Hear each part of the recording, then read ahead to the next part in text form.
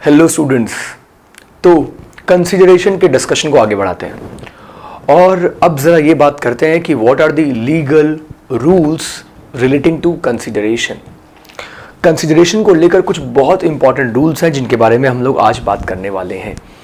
सबसे पहला डिस्कशन तो ये करते हैं कि क्या कंसिडरेशन, जिसके बारे में कहा गया है कि कंसिडरेशन हमेशा प्रोमिसर की डिज़ायर पे मूव करना चाहिए, तो क्या कंसिडरेशन प्रोमिसर की डिज़ायर पे मूव करता है या नहीं करता, और उसी को लेके फर्स्ट पॉइंट है। And that first point is consideration must move at the desire of the promisor.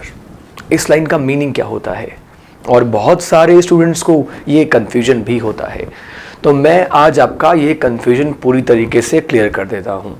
सबसे पहले तो अगर कोई डूब रहा है और उसे मैं पानी में डूबने से बचाऊं, ऑल्दो मुझे स्विमिंग नहीं आती, मैं उसे पानी में डूबने से बचाता हूं, तो क्या मैं उससे उसके लिए कंपनसेशन या क्लेम या पैसा डिमांड कर सकता हूं? द आंसर इज नो, मैं डिमांड नहीं कर सकता। आप बोलेंगे क्यों? द आंसर इज क्योंकि उसने मुझे ऐसा करने के लिए नहीं कहा था जिसको मैंने पानी में डूबने से बचाया है। अच्छा देखिए, एक बिल्डिंग में आग लगी है और वो बिल्डिंग प्रॉब्ली हो सकता है आपके नेबर की हो। आपने उस बिल्डिंग की आग बुझाने में बहुत इंपॉर्टेंट रोल प्ले किया, आपने उस आग को कंट्रोल किया। उसके बाद क्या आप अपने नेबर से उसके लिए क्लेम मांग सकते हैं? द आंसर इज नो, आप क्लेम नहीं मांग सकते। रीजन इज क्योंकि उसने ऐसा करने के लिए आपसे नहीं कहा था। तो जब हम वॉलेंट्रली कोई एक्ट करते हैं, जब हम वॉलेंट्रली कोई एक्ट करते हैं जिसके लिए हमें नहीं कहा गया है, तो उसके लिए सामने वाली पर्सन या सामने वाली पार्टी, सामने वाला पर्सन या सामने वाली पार्टी हमें पे करने के लिए लायबल नहीं है। लेकिन अगर उसने ऐसा कहा है हमें और उसके बाद हम वो काम कर रहे हैं, तो उस केस में वो हमें पे करने के लिए लायबल है। इसी के लिए एक पॉइंट आता है, consideration must move at the desire of the promisor. और हमें इसे भी डिफरेंशिएट करना है कि must move and may move, इन दोनों में क्या डिफरेंस होता है। तो ज़रा इस एग्जाम्पल को देखते हैं। देखिए, इसके लिए मैं यहाँ आपको एक केस स्टडी बता रहा हूँ। देखिए, एक डिस्ट्रिक्ट कलेक्टर ऑर्डर देता है एक कॉन्ट्रैक्टर को, वो एक कॉन्ट्रैक्टर को रिक्वेस्ट करता है, सो आई शुड से कि वो उसे रिक्वेस्ट करता है for construction of A market, for construction of A market. Contractor एक मार्केट का कंस्ट्रक्शन करता है, कॉन्ट्रैक्टर एक मार्केट का कंस्ट्रक्शन करता है, और मार्केट कंस्ट्रक्शन करने का पर्पस क्या होता है? Because that contractor wants to please, he wants to please the collector। इस कॉन्ट्रैक्टर को जो कि मार्केट का कंस्ट्रक्शन कर रहा है, कॉन्ट्रैक्टर वो है जिसने डिसाइड कर लिया है कि मैं मार्केट का कंस्ट्रक्शन करने वाला हूं। और ऐसा वो क्यों करने वाला है? ऐसा वो इसलिए करने वाला है क्योंकि उसे रिक्वेस्ट किया है डिस्ट्रिक्ट कलेक्टर ने। उसी कॉन्ट्रैक्टर को एक शॉपकीपर एक प्रॉमिस करता है। शॉपकीपर ये वो शॉपकीपर है जिसकी शॉप उस मार्केट में होने वाली है। वो बोलता है कि अगर आपने मार्केट के कंस्ट्रक्शन जो आप कर रहे हो उसमें अगर शॉप का डिजाइन आपने मेरे अकॉर्डिंग रखा, तो मैं आपको अपनी सेल्स में कमीशन ऑफर करूंगा,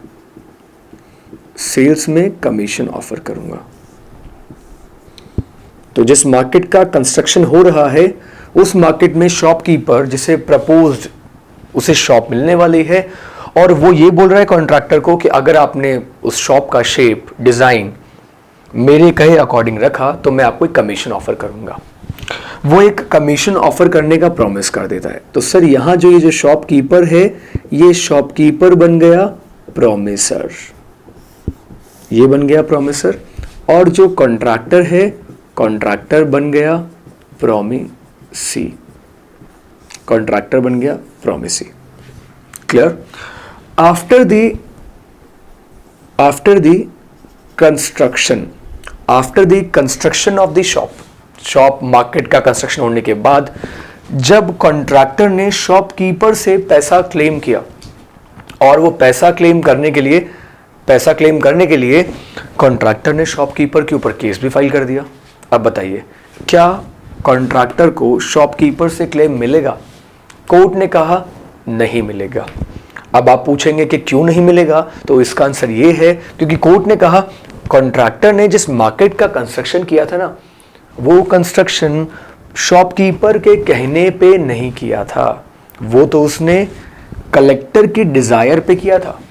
कलेक्टर चाहता था, इसलिए कॉन्ट्रैक्टर ने वो कंस्ट्रक्शन किया था। अगर उस मार्केट का कंस्ट्रक्शन, ये बात बहुत इंपॉर्टेंट है, अगर उस मार्केट का कंस्ट्रक्शन कॉन्ट्रैक्टर करता शॉपकीपर के कहने पर, तो वो तब शॉपकीपर से वो अमाउंट क्लेम कर सकता था। लेकिन क्राइटेरिया क्या होता? अगर प्रोमिसर उसे ऐसा करने के लिए कहता तो।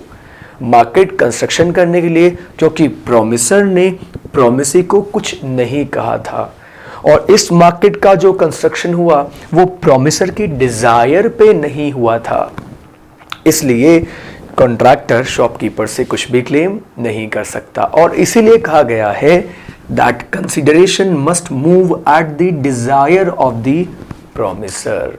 कंसिडरेशन हमेशा किसकी डिजायर पे मूव करना चाहिए? प्रोमिसर की डिजायर पे मूव करना चाहिए। तो ये था फर्स्ट पॉइंट। अब जरा डिस्कस करते हैं second point, and the second point is consideration may move from the promisee और एनी अदर पर्सन। अब जरा इस पॉइंट को डिस्कस करते हैं। तो अब जरा बात करते हैं सेकेंड पॉइंट की। सेकेंड पॉइंट कहता है कंसिडरेशन में मूव फ्रॉम द प्रोमिसी और एनी अदर पर्सन। अब कंपेयर करते हैं, फर्स्ट पॉइंट में लिखा हुआ था मस्ट मूव, यहां लिखा हुआ है मे move.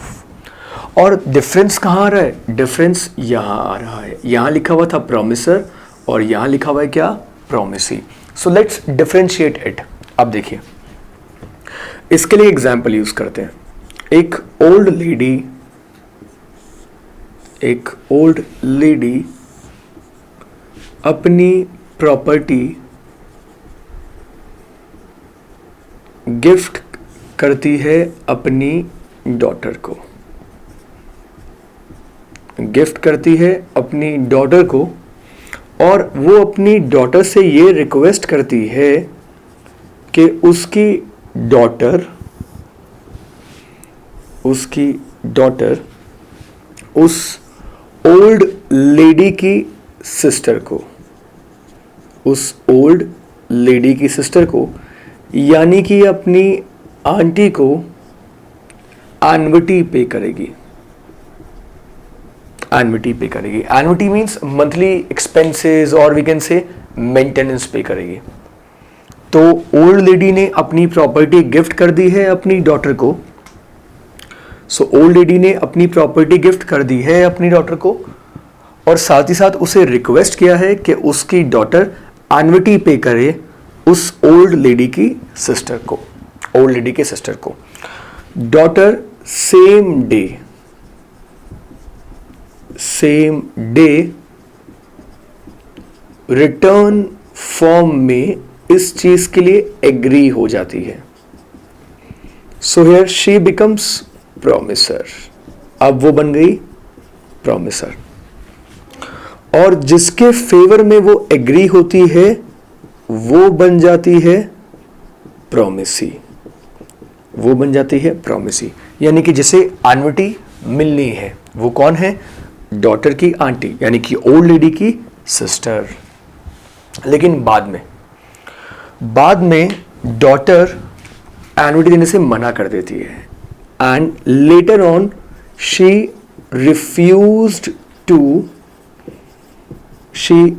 refused to pay the annuity.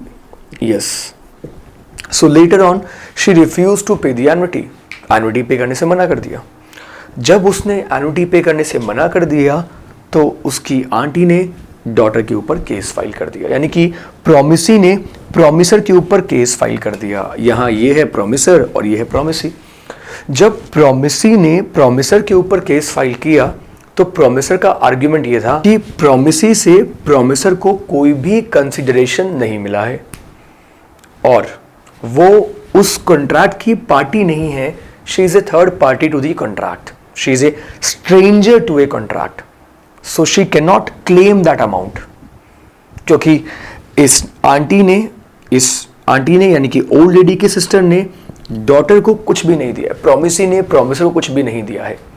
लेकिन कोर्ट का लॉजिक क्या था ये जरा देखिए. कोर्ट का लॉजिक था सबसे पहले स्ट्रेंजर टू ए कॉन्ट्रैक्ट का एक्सेप्शन है.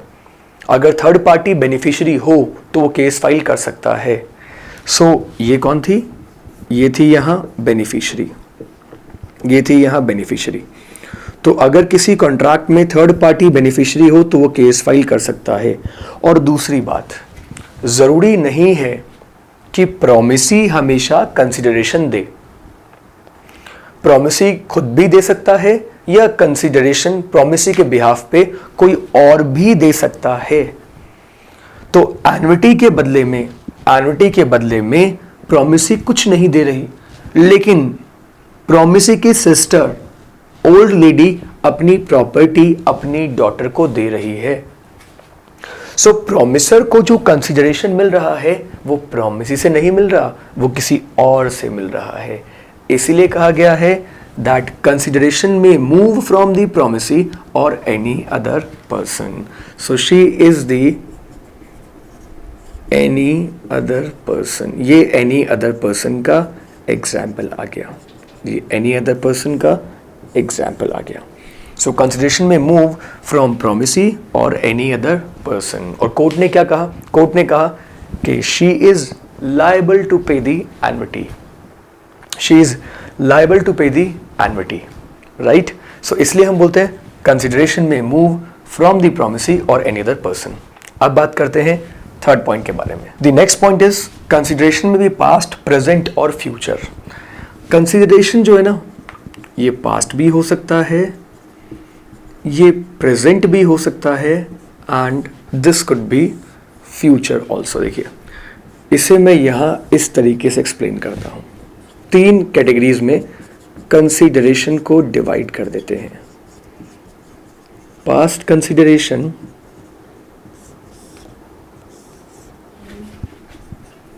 प्रेजेंट कंसिडरेशन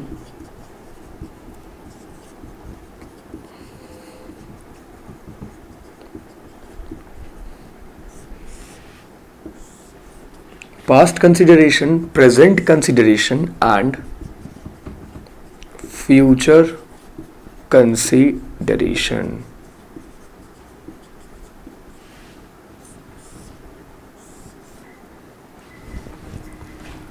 देखिए 3 कैटेगरीज में यहां हमने कंसिडरेशन को डिवाइड कर दिया, पास्ट, प्रेजेंट एंड फ्यूचर.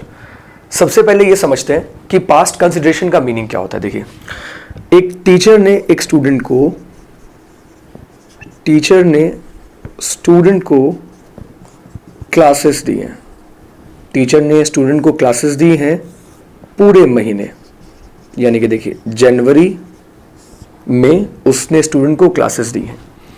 जनवरी में क्लासेस दी हैं, मैं बोलता हूं जनवरी 2016 में दी है. And in the month of February student के फादर अगर फीस की पेमेंट कर रहे हैं तो उनके लिए कंसिडरेशन कब अराइज हुआ था? सर कंसिडरेशन उनके लिए पास्ट में अराइज हुआ था. यानी कि जो सर्विसेज टीचर ने दी थी वो सर्विसेज तो सर पहले ही दे दी थी. जनवरी में सर्विसेज मिल गई थी, लेकिन पेमेंट किया या पेमेंट करने का प्रॉमिस कब किया है? पेमेंट करने का promise in the month of February किया है. तो स्टूडेंट और उसके फादर के लिए जो कंसिडरेशन था वो 1 महीने पहले अराइज हो गया था. तो उससे हम कहते हैं पास्ट कंसिडरेशन. यानी कि वो कंसिडरेशन जो मुझे पहले ही मिल गया था उसे मैं पास्ट कंसिडरेशन का नाम दे देता हूं. अगर जैसे कि मैंने आपको बताया था कि बहुत सारे इसके एग्जाम्पल्स होते हैं कि जो सर्विसेज हमें पहले ही मिल चुकी हैं, और उसके लिए पे करने के लिए हम अब प्रॉमिस कर रहे हैं या अब हम उसके लिए पे कर रहे हैं, तो वो सर्विसेज हमारे लिए क्या है? पास्ट कंसिडरेशन है. अब जरा बात करते हैं सर प्रेजेंट कंसिडरेशन क्या होता है। बड़ा इंटरेस्टिंग कॉन्सेप्ट है प्रेजेंट कंसिडरेशन का। देखिए प्रेजेंट कंसिडरेशन में वन साइडेड परफॉर्मेंस कंप्लीटेड है, वन साइडेड परफॉर्मेंस कंप्लीटेड है प्लस यानी कि वन साइडेड परफॉर्मेंस कंप्लीटेड है और अदर साइड से परफॉर्मेंस आउटस्टैंडिंग है, अदर साइड से परफॉर्मेंस क्या है, अदर साइड से परफॉर्मेंस आउटस्टैंडिंग है। सो एक पार्टी ने यहां गुड्स को डिलीवर कर दिया है, एक पार्टी ने यहां गुड्स को डिलीवर कर दिया है और दूसरी पार्टी गुड्स के लिए पेमेंट करने का प्रॉमिस कर रही है कि पेमेंट करने का प्रॉमिस कर रही है और प्रॉमिस करने के बाद एक पार्टी की तरफ से कॉन्ट्रैक्ट की परफॉर्मेंस हो चुकी है लेकिन दूसरी पार्टी की तरफ से कॉन्ट्रैक्ट की परफॉर्मेंस होनी अभी बाकी है, तो उसे हम कहते हैं प्रेजेंट कंसीडरेशन। लेकिन अगर मैं बात करूं फ्यूचर कंसीडरेशन की तो इसे मैं एग्जीक्यूटरी का नाम दे सकता हूं, इसे मैं एग्जीक्यूटरी का नाम दे सकता हूं। और एग्जीक्यूटरी में क्या होता है, एग्जीक्यूटरी में बोथ दी पार्टीज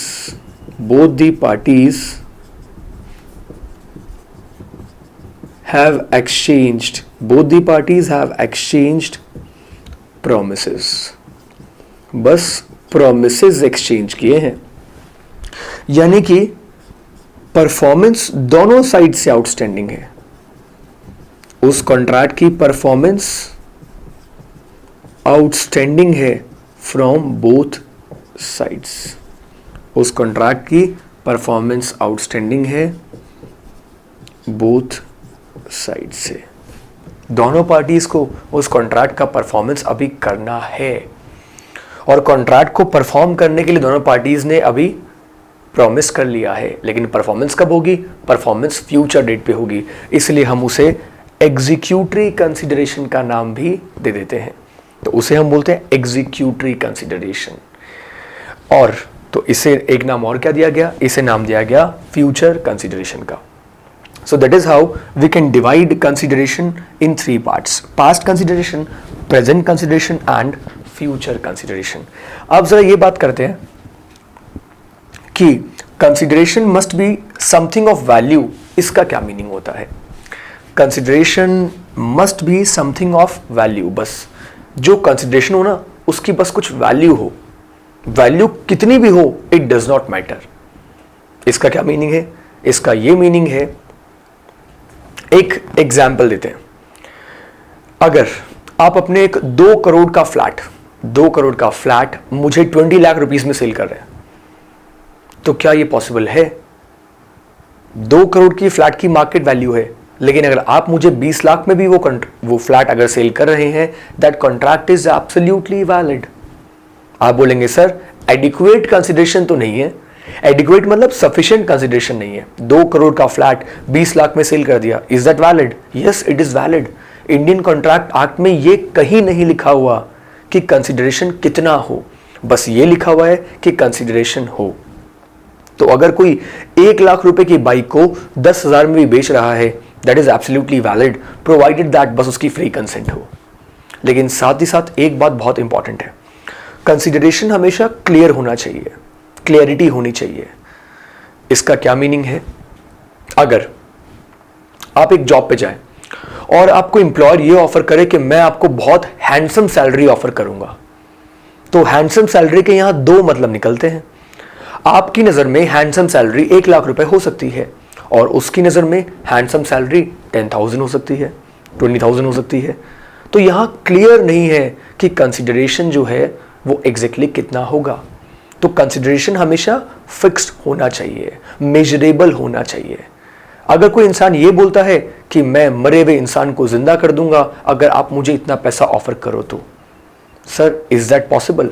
जो कंसिडरेशन वो ऑफर कर रहा है ना, ये कंसिडरेशन पॉसिबल ही नहीं है, impossibility of performance. So this consideration is not real.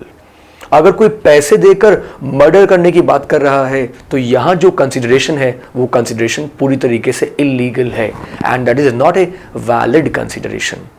उसकी कोई वैल्यू नहीं है, उसकी कोई वैल्यू नहीं है। तो वैल्यू हमेशा हम बोलते हैं कि वैल्यू मेजरेबल हो, कंसिडरेशन हमेशा मेजरेबल हो, वो फिक्स हो, उसे मेजर किया जा सके, किसी भी क्राइटेरिया पे उसे हम फिक्स कर सके। ये बहुत इंपॉर्टेंट है। ये ज़रूरी नहीं है कि कंसिडरेशन हमेशा एडिक्वेट ही हो, बस कंसिडरेशन हो। ये हमने कुछ कंसिडरेशन के रूल्स को डिस्कस किया। Stay tuned for more videos. Thank you so much.